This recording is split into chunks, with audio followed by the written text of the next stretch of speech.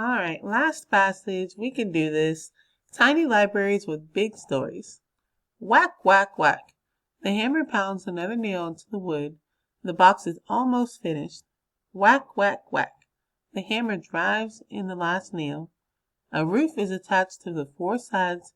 The box is then attached to a pole in the ground.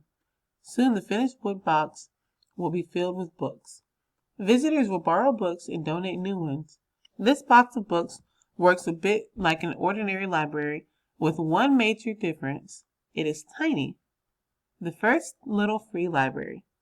In 2009 in Wisconsin, Todd Bull came up with an idea to honor his mother. Bull's mother had been a teacher who loved reading. Bull wanted to share his mother's love of reading with others. He decided to build a wood box and fill it with books. He made it look like a tiny red schoolhouse because he knew his mother would appreciate that. Bull placed the box of books on a post in his front yard with a sign that said, "Free books." A little free library. We actually have one of these in Elgin, by Elgin Elementary, if you guys have seen that one. Soon, Bull's neighbors noticed this tiny model of a schoolhouse. They began taking the books and replacing them with their own. This was the beginning of the Little Free Library. The tiny library allowed people the opportunity to check out books day or night. It was always open. A library card was not needed. The books can be read and returned whenever. But this library didn't just provide books. It also helped build friendships and a sense of belonging among the community members.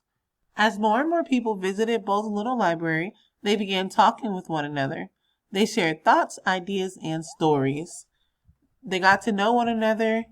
Everyone loved the little library. After all, as Bull said, it's a magic box with books.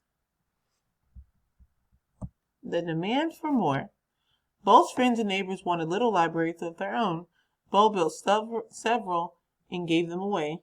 One of his friends, Rick Brooks, noticed that the libraries encouraged people to read. He believed that Bull's little libraries could benefit more than just local friends and neighbors. With these ideas in mind, Bull and Brooks came up with a plan to build more than 2,500 little free libraries around the world. Their goal was to build more libraries than Andrew Carnegie. In the late 1800s and 1900s, Carnegie donated millions of books to have public libraries built around the world. Like Carnegie, Bull and Brooks believed that books should be available to all people, no matter where they live or what their background is. To help achieve their goal, Bull and Brooks created a website that provides information about the little free libraries and how people can establish little libraries of their own. Bull often hears from new little library owners who tell him how important the libraries are to their community. He says, "People tell us all the time that they've met more people in a week than they have in a lifetime." Lisa Lopez is an excited owner of 2 little free libraries. She is also an elementary school librarian from El Paso, Texas. She says, "It's generated a lot of excitement about reading. Kids love it, but adults are using it too. My goal is to spread them across El Paso." A mother and her daughter look at new books that were left in the little free library in front of their house. Thanks to Bull and Brooks, the little free libraries are encouraging people to read more and to be friendlier. Today there are more than 25,000 little free libraries around the world, and they can be found on almost every continent. You can too. Finish reading a book? Looking for another book to read? Perhaps there's a little free library where you live. If not, maybe there will be soon. After all, it only takes some wood, a hammer, a few nails, and some books. Start a library in your neighborhood. Anyone can start a little library. If you want to start one in your neighborhood, follow these helpful steps. Make a plan. Discuss your ideas with a parent or guardian. Explain what you want to do and how you will do it. Decide where the library will be located. Get permission to set up the library in the chosen location. Build the box. Build or buy a box that will hold books. It is helpful if the box has a shelf or two. You may want to include a door that opens and closes to help protect the books from rain. Finally, you can paint and decorate your library box. Just add books. Sort through your old books and select some to put in the library. Ask friends and neighbors to donate some too. Fill the little library with books and the readers will come. Visit the Little Free Library website for more information and great tips. Awesome. Number 31. Read this dictionary entry for the word drive. Drive, verb. 1. To take to another place or car. 2. To guide movement of. 3. To force to go through. Or 4. To throw hard or fast. So, this is another question where, yes, you can use a dictionary, but what is the purpose? They already give you the definitions here, and that using a dictionary is not going to help you find the context in which this word is used. You have to use your context clues to figure out which one of these definitions of drive is used in that sentence. So which definition most closely fits the way drive is used in paragraph 1? We need to then go back to paragraph 1 and we need to find that word. So it says, the hammer drives in the last nail. Are we talking about to take to another place by car? Nope, we're not talking about a car at all. A is not our answer. To guide the movement of could be, we could be talking about the hammer guiding the movement of the nail. Maybe. C, to force to go through. That's a better answer choice. The hammer is forcing the nail to go through the wood, so B would not be our answer. C is a better answer choice.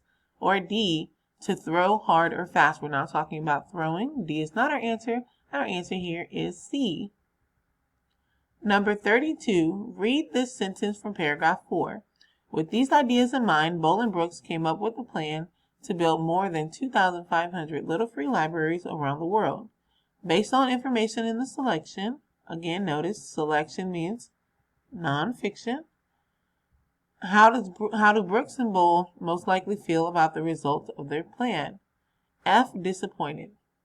If they built 2,500 libraries for people around the world, I highly doubt they feel disappointed. That does not match. F is not our answer. G, curious. G, curious. They were probably curious in the beginning, but by the time they made 2,500 little libraries, curious probably wouldn't be the way to describe them. So G is not our answer. H, delighted. Delighted means they're happy. And I'm pretty sure after providing the whole world with all of these books, they were very happy. So H is probably our answer. J, confused. Confused does not describe how these two would feel after building 2,500 libraries. So J is not our answer. Our answer here is H. Number 33, the photograph and caption above paragraph 8 are included in the selection to show. So let's go look at that photograph and caption. A mother and her daughter look at new books that were left in the little free library in front of their house. All right, so this is included to show A, why some of the libraries become more popular than others. No, it's not showing popularity here. A is not our answer. B, how library owners must fill their libraries every day. This isn't showing why why libraries need to be filled every day. It's not what it's representing here. B is not our answer. C, what steps people use to check books out of the library. They're not in the actual library. They're in a little free library. They're not having to check them out traditionally. So C is not our answer. D, how the libraries help people share and enjoy books. And that is exactly what we see in that photograph. So our answer here is B. Number 34. Read the diagram. Cause. Effect. Bull builds the first little free library. So remember, cause is the why. Effect is the what happens. What sentence best completes the diagram?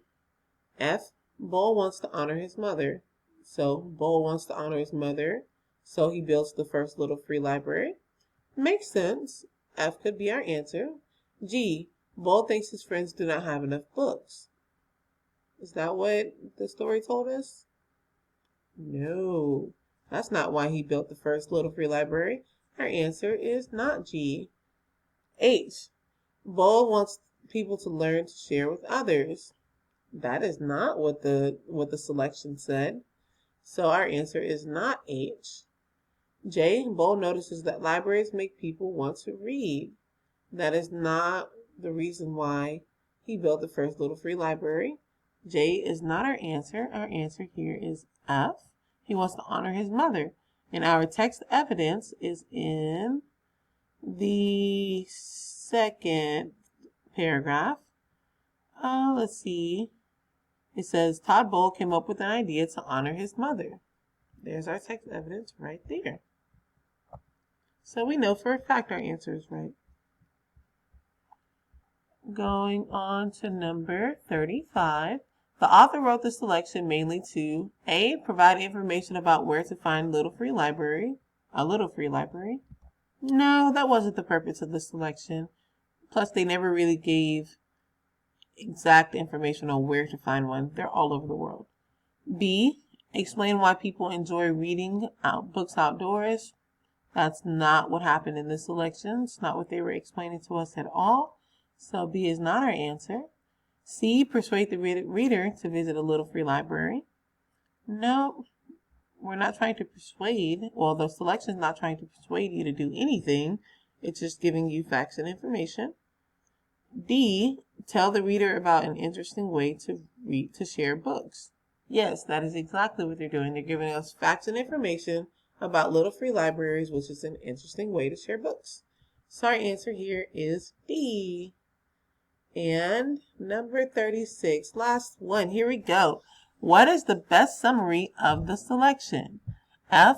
A man made a little box and filled it with books for people to borrow. The box was shaped like a little red schoolhouse. The man's friends and neighbors loved the little library and soon wanted to have tiny libraries of their own. Yes, that all happened in our selection, but what else happened?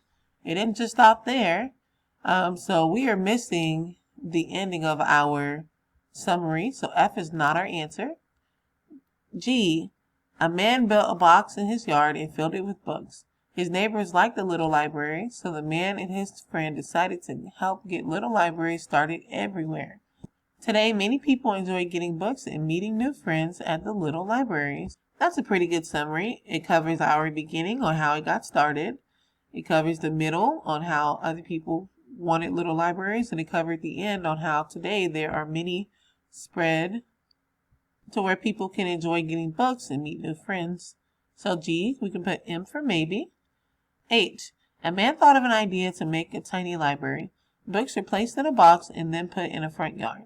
People do not need library cards and can just take the books for free anytime they want. They can return them whenever they are finished. So here we are missing the beginning on why he started the little library. We're missing the part about where he was encouraged by his neighbors who wanted these little libraries, and then he spread them all over the world. So H is not our answer. J. A man and his friend decided to get people around the world to build little libraries. They created a website to teach people how. Their goal was to build more libraries than Andrew Carnegie. This is missing the beginning as to why he created the little libraries, and it doesn't quite give us enough details. So J is not our answer. Our answer here is G. Good job, you guys. I know this test was long. I know it may have been difficult, but we are going to push through this. We're going to practice and strengthen our skills, work on these strategies, and work on the different reading skills so we can become stronger readers. And you did great. Very proud of you. Good job. Here's one last brain break.